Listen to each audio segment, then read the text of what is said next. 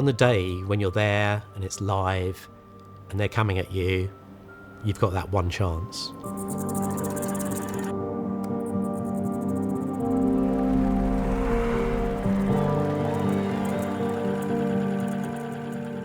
So my name's Maunder. I'm a DoP and also chair of the GTC, and I've covered 19 Olympic Games, and hopefully finish that off with a nice round number and do the Paris Olympics in 2024.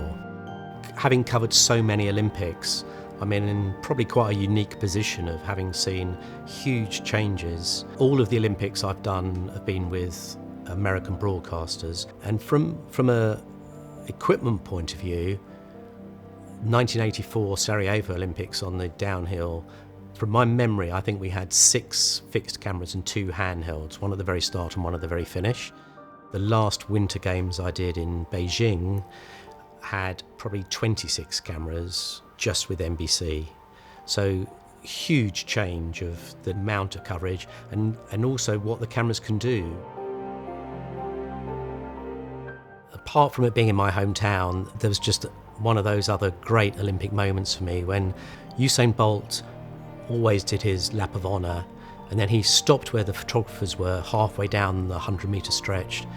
And on this particular occasion, he took one of the photographer's cameras and started taking pictures of them and then of us, the TV cameramen who were following it. And the next day in the London Metro, there I was, the photo that he had taken with all of us in there. And it was just fun to see. And years later, I was working with him and asked him to sign it for me. And he looked at me, this really puzzled look. I was like, I'm not even in the picture. And I was like, no, that's the picture you took. And he's like, oh yeah, of course I will. And he signed it for me. Seeing him come through from just before Beijing at the World Championships, you knew about him. And then Beijing, London, and then Rio, where he cleaned up.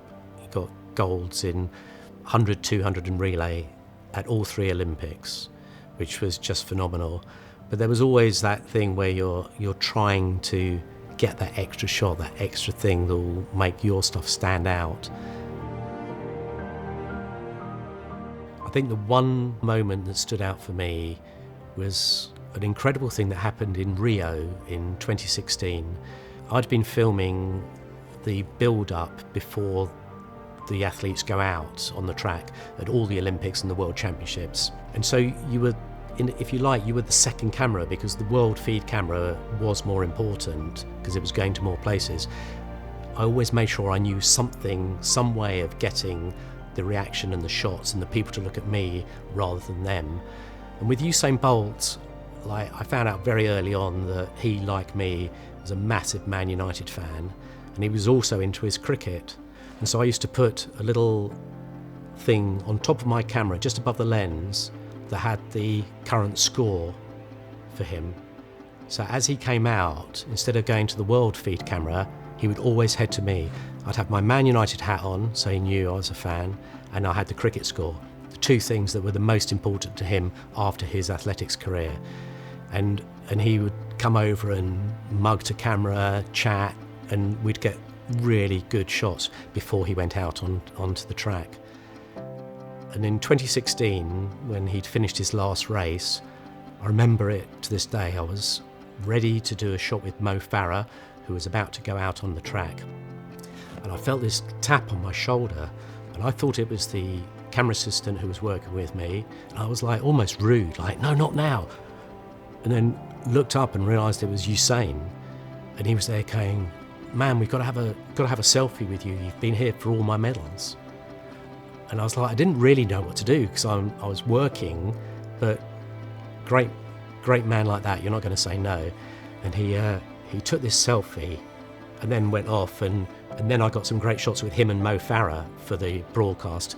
So NBC were happy, but it all happened so quickly. And then it was suddenly this moment of like, well, I'm never going to see that shot. It's on his phone. How will I ever get that? And there was two things that happened. One is the EVS operator in the truck. There was a stadium camera that could see, a lock-off camera for them coming out, that could see it. And she took a grab of it happening for me and gave it to me. And then one of my daughters just got the bit between her teeth when I told her the story, and she just didn't take no for an answer.